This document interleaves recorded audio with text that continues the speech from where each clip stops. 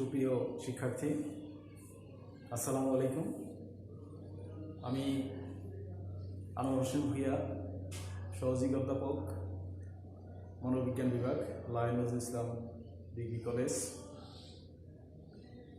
আমরা আজকে 2022 সালে দ্বিতীয় ক্লাসে তোমাদের সাথে একত্রিত হয়েছি। আমি আজকে যে বিষয়টি নিয়ে তোমাদের সাথে আলোচনা করব সেটি হলো মনোযোগ। আমরা ইতিপূর্বে যে ক্লাসগুলি করেছি তার মধ্যে মনোযোগ আংশিক আলোচনা হয়েছে।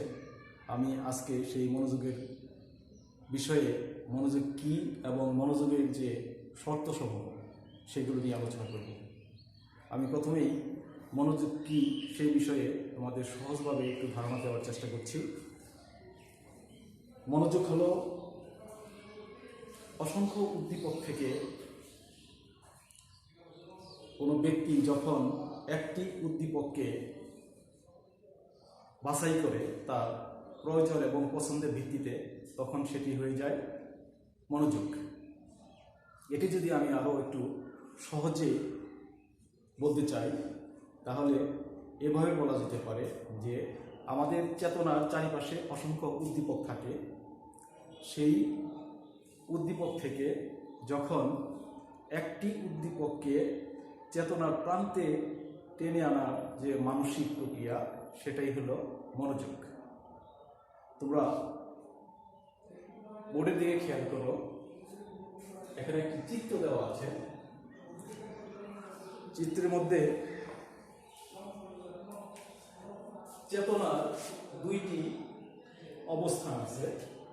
একটি হলো চেতনার প্রান্ত, আর একটি হলো চেতনার কেন্দ্র। এখন এই চেতনার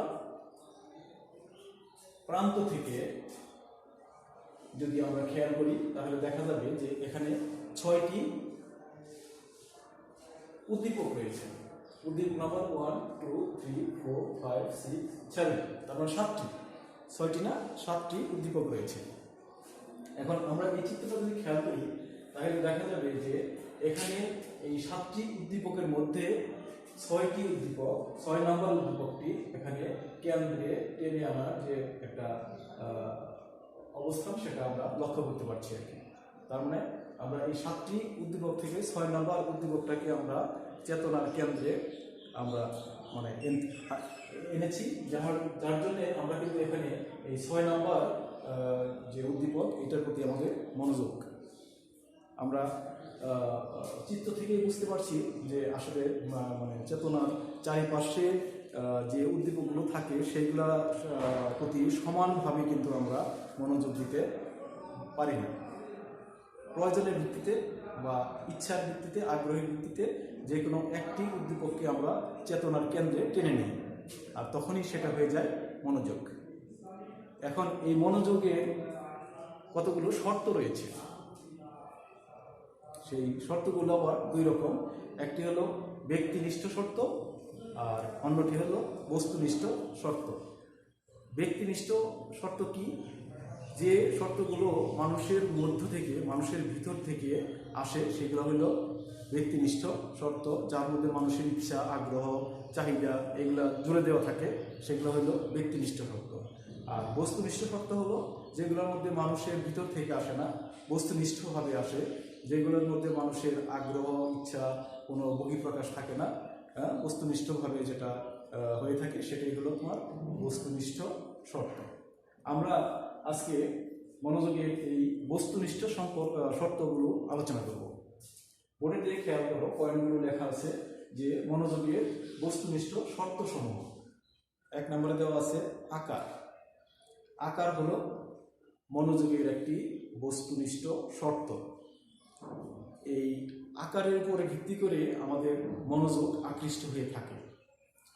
যেমন আমরা সাধারণত দেখা যায় যে ছোট ছোট বস্তুগুলো বা উদ্দীপকগুলোকে অত মনোযোগ সহকারে আমরা আকৃষ্ট হই না সেদিকে।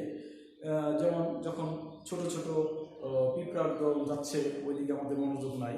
কিন্তু যদি দেখা যায় যে একটা হাতির পাওয়া যাচ্ছে, তাহলে কিন্তু আমরা সেটাকে আমাদের মনোযোগ সেই দিকে আকর্ষিত হয়। তার মানে বস্তুর আকার যদি বড় থাকে তাহলে সেদিকে আমাদের মনোযোগ আকৃষ্ট হয়ে থাকে। হ্যাঁ, তারপরে আসলে 2 নম্বরে তীব্রতা। উদ্দীপকের তীব্রতা যদি বেশি থাকে তাহলে আমাদের মনোযোগ আকৃষ্ট হয় বেশি। হ্যাঁ, যেমন একটি রুমে যদি 500 ওয়াটের বাল্ব জ্বলে আর পাশাপাশি আরেকটি 60 ওয়াটের বা 60 ওয়াটের বাল্ব জ্বলে, তাহলে কিন্তু আমাদের মনোযোগ তীব্রতা 500 ওয়াট বেশি, ওই 500 ওয়াটের দিকে আমাদের মনোযোগ বেশি আকৃষ্ট হবে। এবার আসো 3 নম্বরে রং। রঙের উপর নির্ভর করেও কিন্তু দেখা যায় যে আমরা আমাদের মনোযোগ আকৃষ্ট হয়ে থাকে।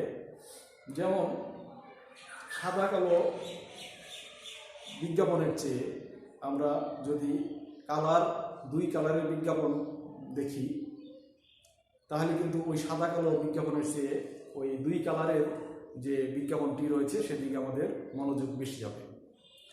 তারপরে আবারও যদি দেখা যায় যে 2 কালারের চেয়ে আরও বেশি রং দেওয়া হয়েছে, সেটা 4 রঙের, তাহলে দেখা যাবে ওই 2 রঙের চেয়ে আবার ওই 4 রঙের দিকে আমাদের মনোযোগ বেশি আকৃষ্ট হবে। সুতরাং রং হলো একটি শর্ত মনোযোগের। এটা কি শর্ত?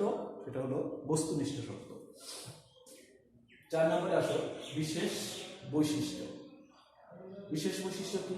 উদ্দীপকের যদি কোনো বিশেষ বৈশিষ্ট্য থাকে, সেই বিশেষ বৈশিষ্ট্যের ভিত্তিতে আমাদের মনোযোগ আকৃষ্ট হয়ে থাকে। বিশেষ বৈশিষ্ট্য কি? স্বাভাবিকভাবেই দেখা যায় যে সাধারণ স্বাভাবিক পোশাক পরিচ্ছদ করে চলাফেরা করে, এটা স্বাভাবিক, ওইদিকে মনোযোগ আমাদের খুব যাবে না। কিন্তু যদি দেখা যায় যে একজন কাবুলিওয়ালা, তার ড্রেসটি একটু ব্যতিক্রম বিশেষ ধরনের, তাহলে কিন্তু ওই কাবুলিওয়ালার দিকে আমাদের মনোযোগ আকৃষ্ট হবে।